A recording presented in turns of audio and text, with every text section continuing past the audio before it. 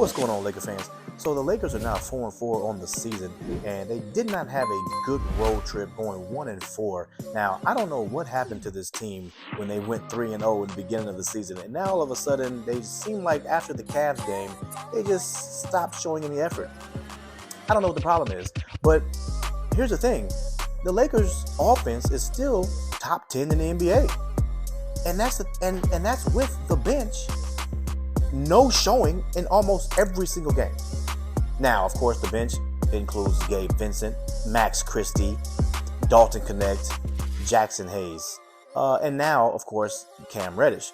But, not gonna lie to you, for the Lakers to still have a top 10 offense in the NBA, and your bench is pretty much last in the NBA when it comes down to points, yeah, that's telling me that LeBron and Anthony Davis are pretty much carrying this team. So I've been saying this. I think the bench is definitely something that we need to look at. I've been saying this since the first game, and now here it is, 8 games, almost 10 games into the season, and the bench is still a no-show.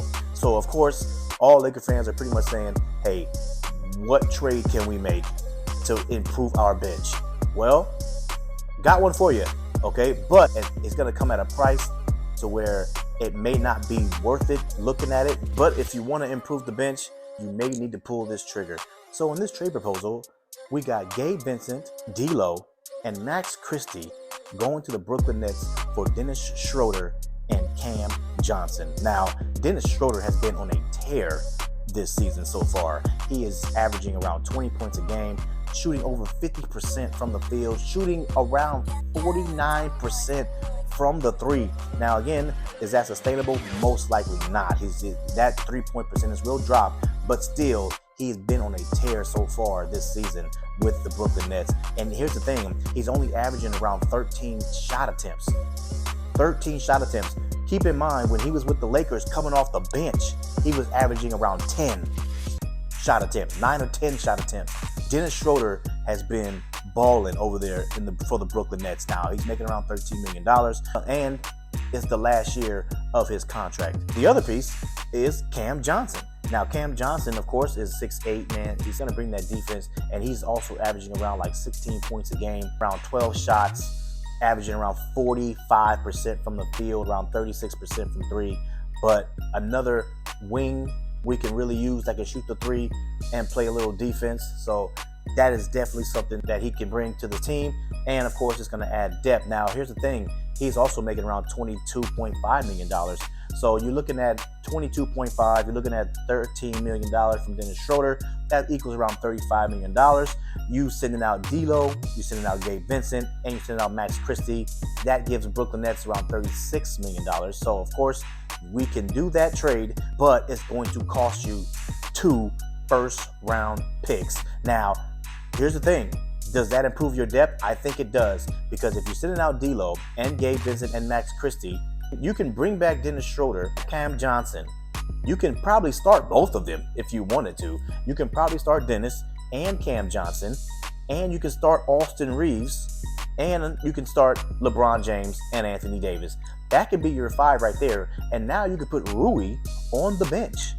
Now you got a good scorer on the bench, coming off the bench with Dalton Connect. Now you got 2 good scorers coming off the bench. Or if you say, no, I want to go big, and I want to keep Rui in the starting lineup. So now you can say, okay, fine. You could put Cam Johnson at the 2, Dennis Schroeder at the 1, LeBron at the 3, and Rui at the 4, and Anthony Davis at the 5. Go big, and now you can have Austin Reeves come off the bench.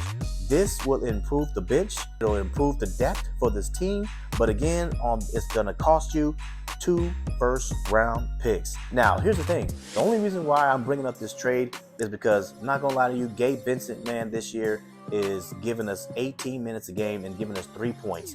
Gabe Vincent is shooting around 18% from the 3, 28% from the field. It's not looking good for Gabe Vincent right now. He's just been on a slump. And here's the thing. I don't know if this is who he is or if it's a slump, because last year he shot 10% from the 3, and now this year he's shooting 18%. So a little improvement, but come on, man, not enough for a guy who's making around $11 million a year. And then you got Max Christie. Max Christie has been playing so bad that Cam Reddish has been getting his minutes. And JJ Redick already then said that, yeah, I'm going to be giving Cam Reddish more minutes in this upcoming season. Now, here's the thing. I've been saying this before. When Vanderbilt comes back, whose minutes is he taking? I had to say Max Christie's. Well, Vanderbilt didn't even need to come back. Cam Reddish already took it. So Max Christie becomes more expendable. Gabe Vincent becomes more expendable the more he plays. And now we get to D'Lo. Now, D'Angelo Russell is a little different, but not going to lie to you, because JJ Redick is giving Austin Reeves more point guard responsibilities, that's making D'Angelo Russell suffer. D'Angelo Russell already then came out last year and said, if you want the best out of me, you need to put the ball in my hands. Well, JJ Redick is taking the ball out of his hands. So what does that mean? That means D'Lo's not playing so well. So that means D'Lo's becoming more expendable. We just saw last game, D'Lo only got 21 minutes in the game. And JJ Redick in the post-game interview said, yeah, I took him out because he was going back to his old habits. He was not giving the effort that he told me that he was going to be giving me, and so I had to take him out the game. This is not a good sign for D'Angelo Russell. D'Angelo Russell is becoming more expendable on this team. So again, Laker fans, I'm asking you, what would you do?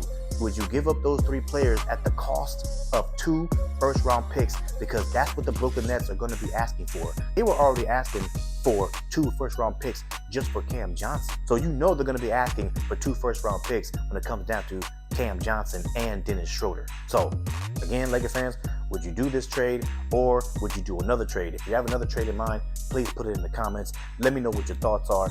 Hit that like button, subscribe, of course, if you're new, and I'm out.